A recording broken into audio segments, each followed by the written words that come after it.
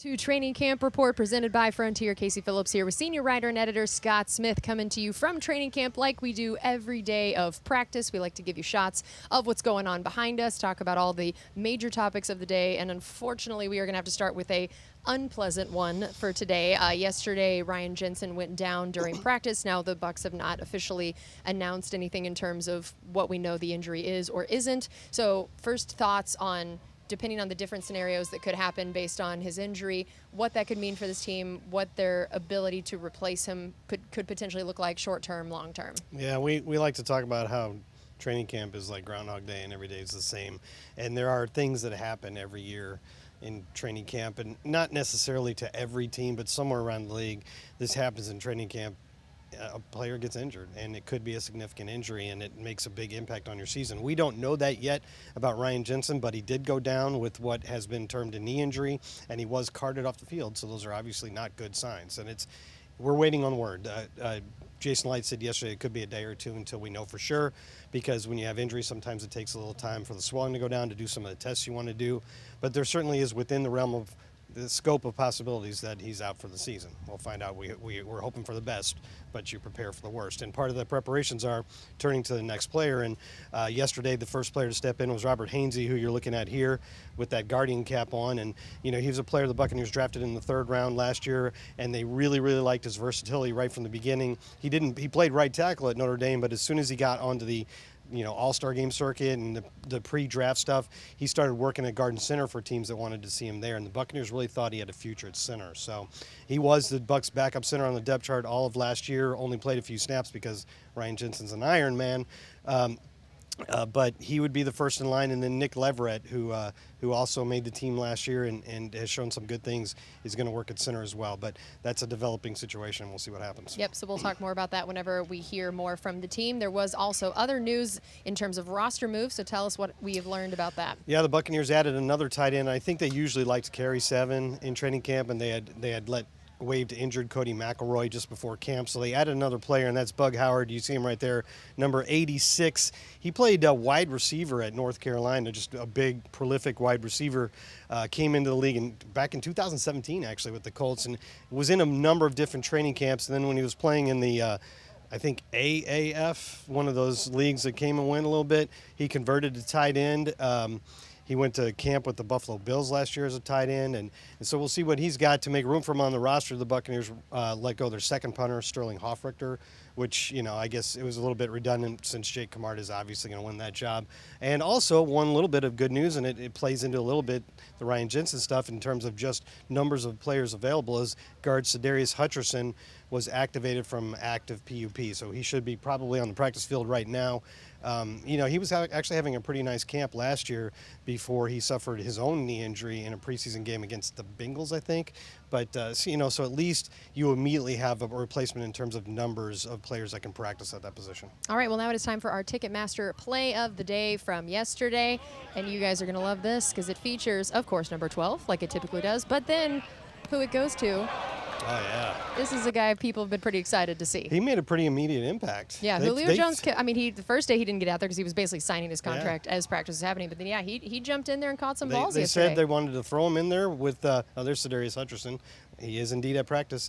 They wanted to throw him right in there and with some of the main guys and see what he could do. And, boy, he looked pretty good. Yeah, that's a good sign. And he's a big guy. Like you know that a little bit, but then when you see him standing out there next to guys like Mike Evans, and if you just think about the size of our wide receiver room with some of those guys, then you have guys like Scotty Miller and some of the smaller ones. But when you look at our biggest wide receivers, it's a pretty imposing group of people. Perriman's pretty big. Yeah, it's incredible. All right, well now we are going to talk about the punter position. We're going to just overall today. That was kind of all the news that we had to start out with here, but we wanted to go through some of the special team stuff because especially before you get pads on, it can be hard to tell some of the other positions, but special teams is a group that's been interesting, that we have learned a few things in terms of watching guys kick, watching guys return punts, return kicks. So let's start out here. We're looking at Jake Camarda. So tell me about him a little bit and the reasoning to bring him in here, to draft him where they did. Boy, our camera people are on the money. They're on it. They're on it. They are on the spot.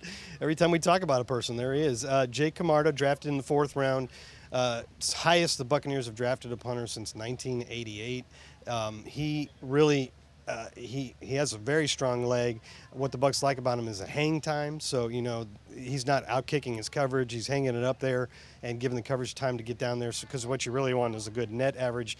And, the Buccaneers have spent a lot of time in the last 5, 6, 7 years addressing the punter situation by signing established veterans. There's nothing wrong with that approach, but the results have not been awesome. I mean, we've really liked some of the stuff that Brian Anger and Bradley Pinion have done, but the Buccaneers punting game is not ranked among the top 10 in the league since 2016, as you see here. Really, last year was kind of an unfortunate season for Bradley, but the year before he was pretty good. But in terms of top 10 in either gross or net, the Buccaneers haven't hit that since Brian Anger's first year here in 2016. So you can kind of understand why they decided to go a different route and put a pretty valuable draft asset into that position. But Jay Camardo was he was really good in college, and also he's going to be a good kickoff guy, or at least he was in college, and I presume he will be, like Bradley Pinion was. Yeah, and that really can make a huge difference. It is an area that gets overlooked a lot, but there were a few moments in the playoffs where, I think that there were a few punts that didn't go quite as Pinion would have wanted, and that can be a pretty game-changing thing. And what have you seen about just what they want out of the punt game for us? Yeah, well, like I said, hang time is a big deal, and also we've always been big into directional punting. Sometimes you just don't really want to give that a good returner on the other team a lot of the field, so you try to pin him in one corner or the other. So directional punting usually means punting it as far as you can towards the sideline. You have to be good at it, because if you're trying to punt towards the sideline and you get too much of an angle, it goes out of bounds after like 30 yards. So what you want to do is hit that angle as good as possible. You also want to be able to drop it inside the 10-yard line at certain times, let your guys down it there, and they think that Camardo can do all of those things. And I think you've said that he's got a pretty interesting personality. He does. He has an interesting little persona. He likes to think of himself as, he calls himself the Joker out there, that he goes into this whole other realm, and he's very intense, which I can't wait to see how that pans out in punting. He's also a really good athlete, and he's fast. He can help you in the coverage. You never know. You never know what he could bring. All right, well, let's check out some highlights from yesterday's practice and our training camp highlights, and we'll be back with more in just a minute.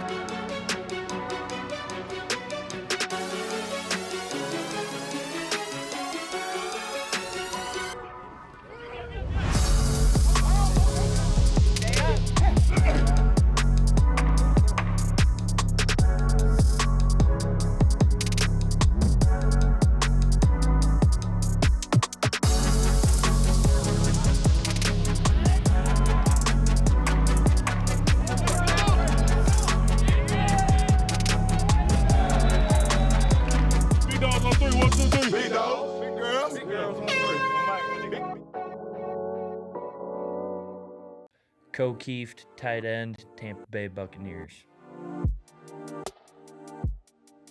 Hometown Sioux Center, Iowa.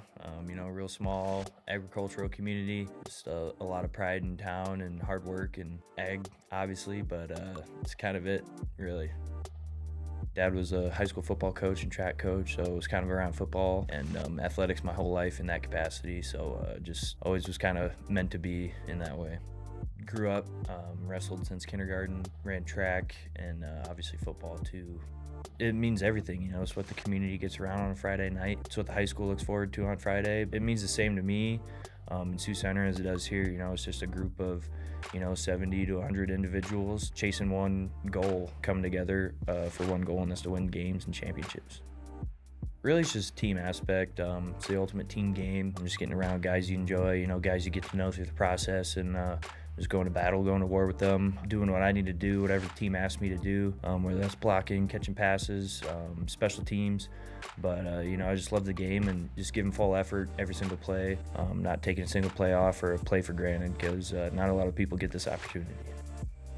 Getting to work with Cam and Cody a little bit, just knowledgeable dudes, watching them run routes, their process, just how they're thinking. It's a lot of passion and a lot of hard work. Might not be the prettiest game, but it's going to be the toughest. Well, there is a look at the guy you just heard a little bit about, Ko Kieft. This is a guy I'm pretty excited about. I went to a lot of the rookie events, and therefore I got to know a lot of these guys, and he has exactly the personality of a blocking tight end you would imagine. This is a guy that just enjoys getting in there and doing the dirty work. You brought up watching that he was the guy that we saw watch the draft from his garage, which, again, just very, very much an on-brand fellow. There were some whispers during the offseason, the OTAs, that he was catching some passes. He was drafted because he was like maybe the best blocking tight end in the nation last year. If he can give you anything in terms of receiving, that will go a long way towards securing a spot for him on the roster. And I saw him make a nice catch on day one in the red zone. It was kind of a clear-out route. All the other players ran routes into the end zone, and he kind of released late across the middle and had a nice catch. And even during that highlight segment there, I saw some pretty nice grabs. So you never know. You never know. You never know. All right, well, we talked punter in the first segment, so now we are going to talk kicker competition because, again, we mentioned there are a lot of different position battles, and you had a whole graphic about it, and then we realized that kicker wasn't even on that graphic. And these poor guys, sometimes they just get forgotten about. But they are an exciting battle this year that it is a thing you can measure a lot easier than some of the other battles out here when they get out. So now it does seem like they have each gotten a day to kick. So what have you noticed about both of them? Well, since we're already looking at the graphic, let's start there. These are the two guys that are competing for the job. Ryan Succop is the very tenured veteran. I mean, if he plays one more game in the NFL, which he probably will, it'll be 200 for him. He's had 348 field goal attempts. He's the most accurate kicker in our team history at 86.9%. He was practically infallible during the Super Bowl season. Jose Borregales probably has a stronger leg. The longest kick we got from Ryan Succop last year was 48 yards. As you see here, Jose made a 57-yarder in 2020 with Miami, also made a 52-yarder, was 20 of 22, and won the Lou Groza Award as the nation's best collegiate kicker. So the thing about this particular competition as compared to, say, will Aaron Stinney or Luke Gedeke win right or left guard is, well, both of those guys are probably going to make the team. I mean, this is a competition for a job. That's true. And so I don't want to be too light about it. I mean, Jose's trying to get his foot, so to speak, in the door in the NFL, and Ryan Succop is trying to continue what has been an extremely good career. So, and obviously there will be opportunities for both these guys if they aren't the one that wins the Bucs jobs, just like there was for Matt Gay when Ryan Succop won the job in 2020. So, I'm not saying it's the end of their career, but I'm sure both of them would like to win this job. On Wednesday, the first day of practice, Ryan Succop got all the reps in the field goal drill and made 7 of 7. Longest one that they gave him was from 44. I mean, I'm not saying he could have made it from 50, but the longest one he kicked was 44. Yesterday, Jose Borregales got all the kicks. He was 7 for 8 with a long of 51. He also made a 49-yarder and really showed off a pretty strong leg. So a really good start for both guys. I think, as Coach said in the offseason, what's really going to count is what happens under the lights when they're playing the games. Yeah, which is going to be interesting to see if they purposefully try to make some situations happen field goal wise. That's your theory. That's you were my telling theory. Me that the other This day. is my theory. That it'll be like 2nd and 10 at the 35, and they'll just kneel. Not necessarily, but I can see where maybe in a certain situation you would go for it, and instead you're like, let's see where we I have felt our like kick yesterday here. you were saying they would purposely stall a drive. That was between you and I. That was not a take I wanted on camera, on record. When I that probably doesn't happen. misinterpreted what you were saying. No, I don't think you did. I was feeling like a hot take, saying, takes, you know what, that's hot take. We're going to randomly kick a 55-yarder just to see. That's how you get conversation started. That's with hot takes. especially as sports reporters. That's what we're supposed to do, right? Is just give outlandish. That's it. We're going to just every time. I think Jose's going to make a 64-yarder in one of the preseason games. I like That's that. my hot take. I love that hot take. I would be all about it. I can see where right before halftime. that would be something. That's absolutely right. Yeah, so that I can see being something where they're like, you know what, instead of doing a Hail Mary, let's see what we got here. Remember a couple years ago when a team did that against us and Adam Humphries returned it for like 108 yards or something? Yeah, that's pretty incredible. Yeah. That was a lot of fun. So I think that it is going to be interesting to see if, of course, they want the accuracy from the. That's number one. That's number one in terms of especially those that you have to have in the 30 and 40 yard range. That's number one. That's the number one thing that they want from the kicker is to make the gimmies. Yes. So it'll be interesting to see as camp goes on if they are both doing that equally well. Then how you start trying to sort it out between the two of them. That's going to be interesting. I think if they are 100% even in those two things, including in the games, then the opportunity to get some longer kicks could be the deciding factor. Yeah. Well, earlier we met Ko Kieft, and now we are going to get a chance to meet another rookie, Zyon McCollum. Zyon McCollum, defensive back, Tampa Bay Buccaneers. Well, I was actually born in McKinney, which is near Dallas, but our mom moved me and my twin brother down to Galveston. We were there for 8 years, and I mean, it was great. I loved every bit of it. It's a small island. It's a real, tight-knit community. Everybody knows everybody. It was just my mom and my twin brother, really just the three of us. We were into outdoorsy stuff a lot. I mean, fishing, hiking, running, all type of stuff, playing basketball. I loved having a twin brother. I'm so blessed to have a twin brother. I wish everybody had their own twin. I mean, we love sports. We owned golf clubs, we owned bats, and we didn't even play golf in high school or ever, and we didn't play baseball, but I mean, we would find an open field and just try to just do new stuff. I started playing football in Little League. I played for a team called the Riptides. At the time, I didn't really know too much about football. I think I played fullback at the time, and then corner. I was really, really small. I was always really, really small growing up. I was a late bloomer, but the more that I grew as a person, as a man, and I started to get more intelligent and more wise, I started to understand, like my why in terms of playing, and it really just grew my passion for it. It doesn't matter what I'm doing. I'm trying to be the best version of myself in really everything, whether it's a combine drill, on the field or off the field. I'm just gonna keep growing and keep getting better and better. I'm here to, get everybody better and to up the competition and to just keep going, but definitely grow as a family, because, the closer that we can get and the more trust we have with each other, then the faster we can fly around as DBs on the field. And, we have to be able to work together to really, play at a high level. I think it was back in 2016 or 17 when I went to watch him play in high school. And he's a good player then, he's improved, and he's doing his thing right now. Seeing him and how he just gives back to the community, and he comes back to play in the teacher-student basketball game. Of course, he's on the teacher's side, and they always win because it's a bunch of old people around. Then you got Mike Evans dunking on people. But, I mean, it's just great. It's definitely somebody that I look up to. And not only as a player, but really just as a person, for everything that he just gives, for him to just take it all in and then perform like he does on the field. It's inspiring. Zion's a guy that I think is potentially going to be a very good value pick of where they selected him and what he might be able to do with this team. Are we sure that's him? Because he has a twin brother, right? Yeah, that's true. Could be the other guy. Maybe we're going to have where they're each coming in and doing one day, and so they stay nice and fresh throughout the whole of camp. But I appreciate your point. His athletic skills, his speed, and his size were kind of off the charts. But there was one measure that, by those measures, he was in the 99th percentile of cornerback prospects in the last 20 years or whatever. So, if he can turn those skills into, actual NFL talent, that could be something. And got him in the 5th round. Yeah. And I think it's a pretty strong indication that he was really high on the Bucs board at that point in the draft, because we didn't have a 5th round pick. It had been traded for Shaq Mason, but the Bucs traded future draft picks in order to get back into the 5th and get him, because they're like, hey, this guy's too good. We can't just let him sit there. We got to make a move. That's interesting. Yeah, and congrats to him. He just got engaged a few days ago. Oh, cool. So lots of exciting things happening for him. I did find out apparently he proposed at like 5:30 in the morning. What? I think they wanted the sunrise maybe, but I was like, you are a lucky man that she said yes at 5:30 in the morning. If I was proposed to at 5:30 in the morning, I would probably say no. Yeah, it's just it's like, you wouldn't know the answer. I don't know.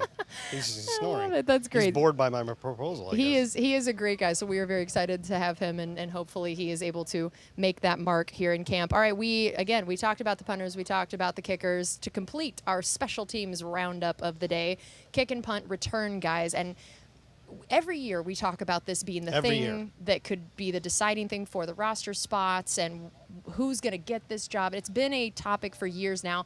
To me, this year is the year I am most intrigued by it because of how much depth there is at that wide receiver spot and how many guys are vying for a roster spot, and it feels like this will be the thing that could I mean, that just based on just the wide receiver skills, it feels like you have so many guys already locked up, especially with Julio Jones. Exactly, now that he's in there. So I find this to be one of the most interesting things because of what it could mean to the wide receiver room. Yeah, It's we talk about it every year because the Buccaneers have been trying to find that big play spark in the return game for like a decade now. I think we're the only team in the league that hasn't had a punt or kickoff return for a touchdown in the last 10 or 11 Wow. years.